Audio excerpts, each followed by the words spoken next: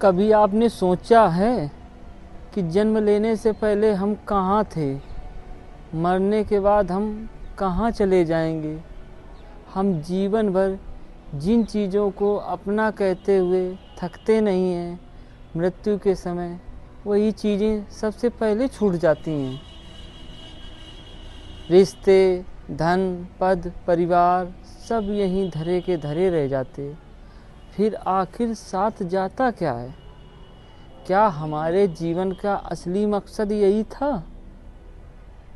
इन सब बातों की जानकारी हमारे वैदिक शास्त्रों में मिलती है, और इन वैदिक शास्त्रों को पढ़ने का समय कलयुग में कहाँ है?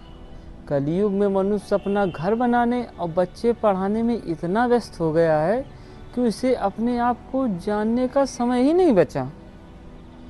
पहले के युगों में जीवन काल लंबा होने की वजह से लोग इन वैदिक शास्त्रों को पढ़ भी लेते थे, पर कलयुग में जीवन काल छोटा होने की वजह से व्यक्ति अपनी रोजी रोटी देखे या इन वैदिक शास्त्रों का अध्ययन करे, और यह ऐसी भाषा में भी लिखे गए हैं कि इनको समझना आसान नहीं है। इनको समझने के लिए आपको योग गुरु की आवश्यकता पड़ेगी, तभी आप इन्हें समझ पाएंगे।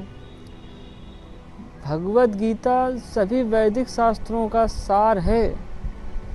जो व्यक्ति भगवद गीता को पढ़ लेता है तो फिर उसको अलग से वैदिक शास्त्रों को पढ़ने की कोई आवश्यकता नहीं है। जिस प्रकार से वाल्मीकि रामायण की अपेक्षा लोग तुलसीदास की रामचरितमानस को आसानी से समझ लेते, वैसे ही भगवद गीता को आम इंसान भी समझ सकता है।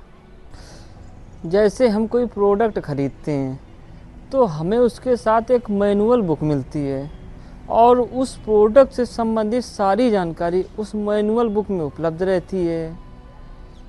मान लिया आपने कोई वाहन खरीदा और उसके मैनुअल बुक की आपको जानकारी नहीं है, कब सर्विस करवानी है, कितना वज़न रखना है, कब तक वैधता रहेगी, तो बिना मैनुअल बुक की जानकारी के यदि आप वाहन को चलाएंगे तो आप वाहन को बर्बाद कर देंगे। ठीक उसी तरह भगवद गीता हमारे जीवन की मैनुअल बुक है, वह हमें जीवन जीना सिखाती है।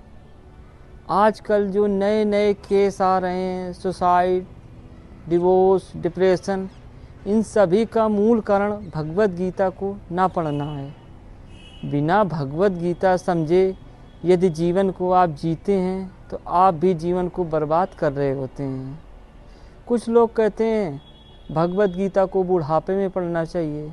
अरे भाई, भगवद गीता में लिखा है कर्म कैसे करें, तब तक आप अच्छे बुरे कर्म करके रेडी हो गए, फिर आपके भगवद गीता पढ़ने का मतलब ही क्या निकला? किसी भी चीज़ की मैनुअल बुक पहले पढ़ी जाती है, ना कि बाद में। हमारे शास्त्रों में कहा गया है, बड़े भाग्य मानुष तन पावा, सुर दुर्लभ सदग्रंथन गावा, साधन धाम मोक्ष कर द्वारा, पाहि न जहीं परलोक समारा। देवता भी मनुष्य शरीर की आकांक्षा करते हैं। अब प्रश्न उठता है, देवता क्यों मनुष्य शरीर की आकांक्षा करते हैं? उनके पास तो सारी चीज़ें ऑलरेडी अवेलेबल हैं। देखो, देवता लोग कोई नया कर्म नहीं कर सकते, वह अपने पुण्य कर्मों के फलस्वरूप देवता बने हैं। पुण्य कर्मों के क्षीण हो जाने पर उन्हें फिर पृथ्वी पर आना पड़ेगा, क्योंकि पृथ्वी पर ही कर्म का फल मिलता, बाकी सब तो भोग योनियां हैं। देवताओं को पृथ्वी चलाने का कार्य सौंपा गया है, इसलिए वह हमें भौतिक चीज़ें ही दे सकते हैं जो कि अस्थायी हैं।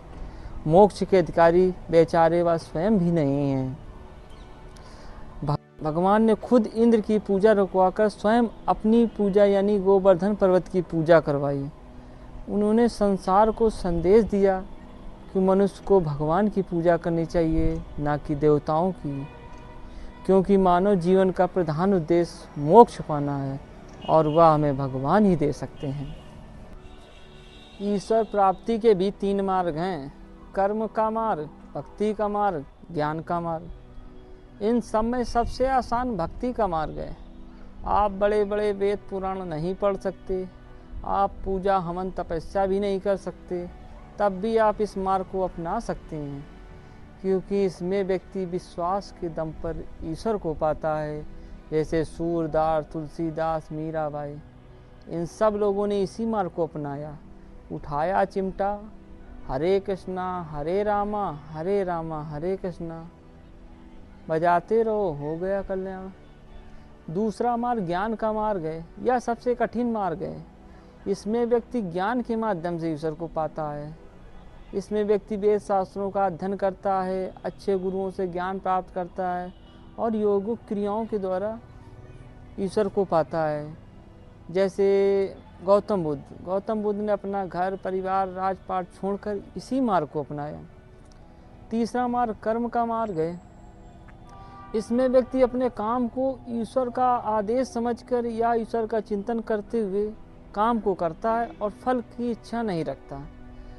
जैसे भगत सिंह ने अपने साथियों के साथ मिलकर दिल्ली की विधानसभा में बम इसलिए फेंका था कि जिससे सरकार का ध्यान उनकी ओर आकर्षित हो, ना कि किसी की जान लेना। पर उन्हें भली भांति पता था कि उन्हें इस कार्य का कोई राजनीतिक लाभ न मिलने वाला है, पर उन्होंने देश हित में अपने प्राण न्यौछावर करना ही अपना धर्म समझा।